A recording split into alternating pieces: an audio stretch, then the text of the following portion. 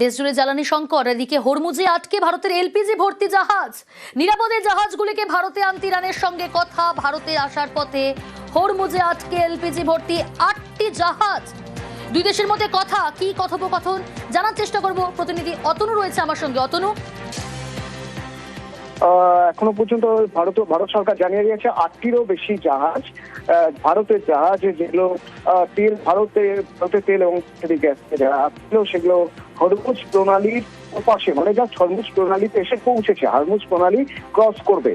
এটা একটা status report যেটা জানিয়ে দেওয়া হলো দেশের মানুষকে আশ্বস্ত করার জন্য যে খুব দ্রুতই হরমুজ প্রণালী দিয়ে ওই 8টি জাহাজ যদি চলে আসে তাহলে যে টেনশনের জায়গাটা ছিল সেই টেনশনের জায়গাটা কিছুটা হলেও কেটে যাবে। এবং ইরানের বিদেশ মন্ত্রীর সঙ্গে কথা হয়েছে, নিরাপত্তাজনিত কোনো রকম কোনো সমস্যা হবে না জানিয়ে দেওয়া হয়েছে দেশের তরফে। আটকে থাকা যে জাহাজগুলি ফেরানোর পক্ষে আশাবাদী ভারত। আশাবাদী কেন?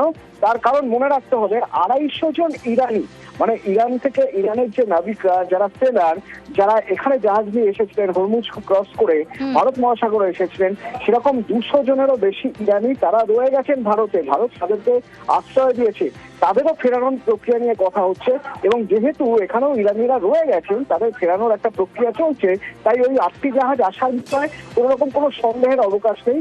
আশাবাদী ভারত যে 8টি জাহাজ হরমুজ দিয়ে চলে আসবে। বেশ, সঙ্গে থাকো।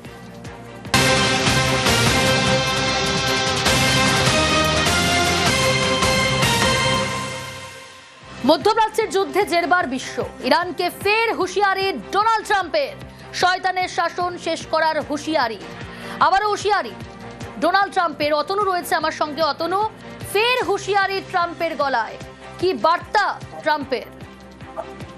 প্রত্যেকদিন নতুন নতুন করে ডোনাল্ড ট্রাম্প হুঁশিয়ারি দিয়ে যাচ্ছেন এবং সেই হুঁশিয়ারি থেকে একটা বিষয় স্পষ্ট, কোথাও যেন একটু ব্যাকফুটে চলে যাচ্ছে আমেরিকা। এতদিন ধরে টানা যুদ্ধ করতে গিয়ে, তা না হলে নিয়মিতভাবে এইভাবে ওয়ার বুলেটিন রিলিজ করতে হয় না। ডোনাল্ড ট্রাম্পকে রোজ একবার করে বলতে হয় না যে তারা কতটা এগিয়ে রয়েছেন এবং ইরানের যুদ্ধে জয়ের সময়ের অপেক্ষা। যেমন এবারও তিনি হুমকি দিয়ে বলছেন যে ইরানের শাসন ক্ষমতা যেই আসুন না কেন, হ্যাঁ, তাকে শেষ করতে সে মুক্তবাহ হতে পারেন, যেই হন না কেন, তাকে শেষ করতে আমেরিকার খুব কম সময় লাগবে। আমেরিকার ক্ষেত্রে কোনো সমস্যার জায়গায় নেই। বরং সত্যি কথা বলতে কি, ডোনাল্ড ট্রাম্প কোথাও কোনো একটা চাপে আসেন। সেই জন্যই তিনি বারবার করে বোঝানোর চেষ্টা করছেন যে তিনি ইরানকে থামিয়ে দিয়েছেন এবং সারা বিশ্বের কাছে একটা বার্তা দেওয়ার চেষ্টা করছেন যে ইরানকে থামাচ্ছে আমেরিকা, আর কয়েকদিনের অপেক্ষা, তারপরে ইরানকে একেবারে ইরানের এই শাসন ব্যবস্থাটাকে শেষ করে দেবে। পাশাপাশি এটাও মনে করিয়ে দেওয়ার চেষ্টা করছেন ডোনাল্ড ট্রাম্প যে সবচেয়ে বেশি তেল উৎপাদন করে আমেরিকা। সুতরাং এই যে বিশ্ববাজারে তেলের দাম বাড়ছে, তাতে আমেরিকার ক্ষতিটা হবেই না, বরং যেহেতু আমেরিকা বেশি পরিমাণে তেল উৎপাদন করে, সবচেয়ে বেশি, এবং সবাইকে সাপ্লাই করে, তাতে বিশ্ববাজারে তেলের দাম বাড়লে আখেরে তাদের লাভই হবে। সুতরাং ইরান যদি চায় যে বেশ কয়েকদিন যুদ্ধটাকে আরো টেনে নিয়ে যেতে, তাতে বিশ্ববাজারে তেলের সংকট আমেরিকাও চাপে পড়ে যাবে, তাহলে ইরান ভুল ভাবছে, সেটা প্রমাণ করার জন্য ডোনাল্ড ট্রাম্পের এই বক্তব্য। বেশ,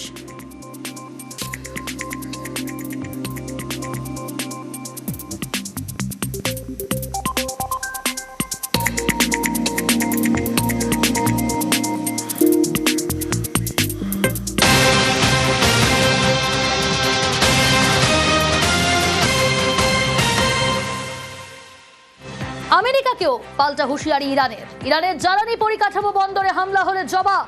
যেখান থেকে আমেরিকা তেল আমদানি করে সেখানেই টার্গেট। সেই সব তেল ও গ্যাসের কেন্দ্রে হামলা করবে ইরান। আমেরিকাকে চরম হুঁশিয়ারি ইরানের। অতনু রয়েছে আমার সঙ্গে প্রতিনিধি। অতনু, ইরানও চুপ করে থাকার নয়, এবার পাল্টা হুঁশিয়ারি আমেরিকাকেও। এর আগেও দেখেছি, এবার ফের সরাসরি হুঁশিয়ারি এবং জবাব দেওয়ার হুঁশিয়ারি।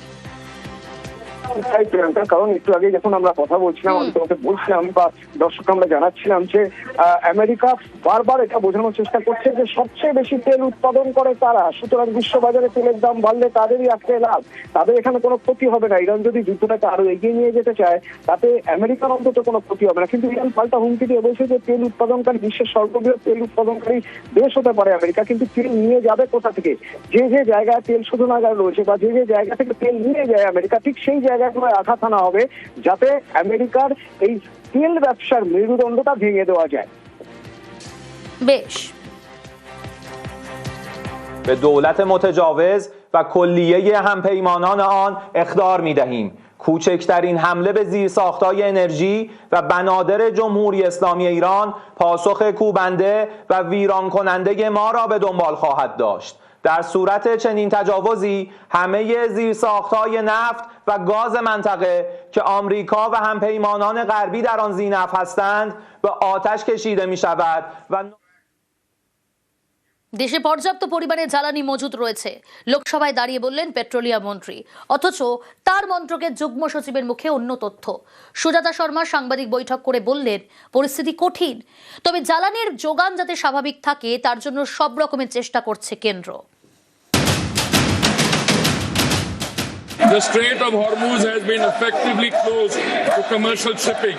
The availability of petrol, diesel, aviation, turbine fuel, kerosene and fuel oil is fully assured. Retail outlets across the country are stocked and supply chains for these products are functioning normally. Large LNG cargoes are arriving on an almost daily basis through alternative supply routes, and India has sufficient gas production and supply arrangements to sustain this position. We import almost 60% of our LPG, and most of it, almost 90%, comes from Strait of Hormuz. So it's a difficult situation, but government is making all efforts to ensure that the supply to the domestic consumers is ensured. পশ্চিম এশিয়ায় যুদ্ধ প্রভাব পড়ছে কয়েক হাজার kilometre দূরে ভারতে। রান্নার গ্যাসের জন্য হাহাকার, লম্বা লাইন, ভিড়ে ভিড়।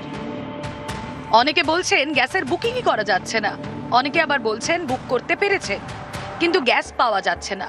এই পরিস্থিতিতে বৃহস্পতিবার লোকসভায় পেট্রোলিয়াম মন্ত্রী হরদীপ সিং পুরী বক্তব্য রাখেন।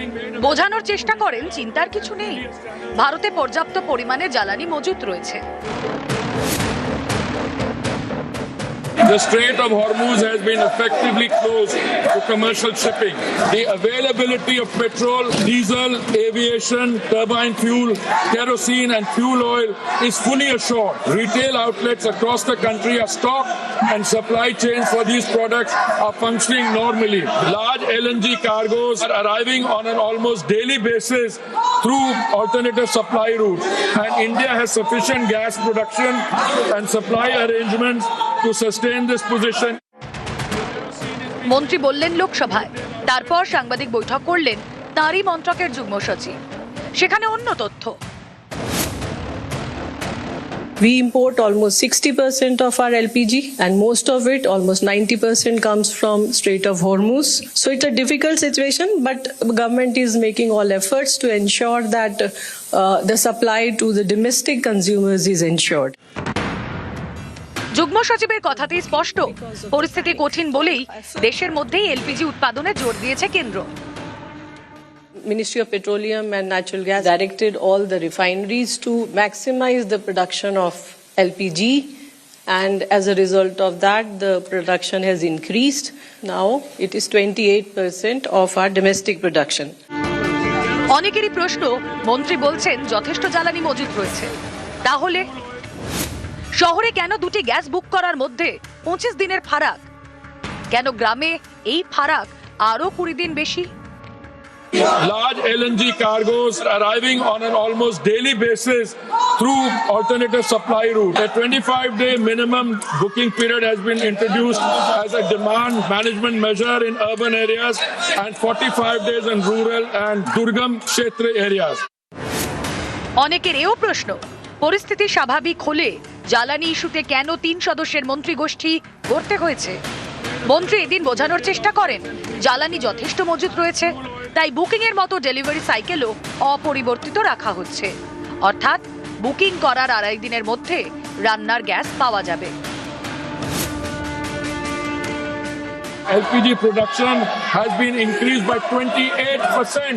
The standard time for booking to delivery for domestic LPG cylinders remains 2.5 days unchanged. মন্ত্রী তো লোকসভায় দাঁড়িয়ে বললেন, কিন্তু বুকিং এর 2.5 দিনে কি সত্যি গ্যাস পাওয়া যাচ্ছে? গ্যাস পাচ্ছি না, আজকে 4 দিন আগেও করেছি, আগের মাসেও করেছি, এখনো পর্যন্ত গ্যাস আসেনি। বলছে ক্র্যাশেজ যাচ্ছে, মানে 2000 লোকের কি বলে রেকমেন্ড আছে, সেখানে 360 পিসি এসেছে। স্টপে করছি, কি করবো, কিছু করার নেই। নিউজ 18 বাংলা।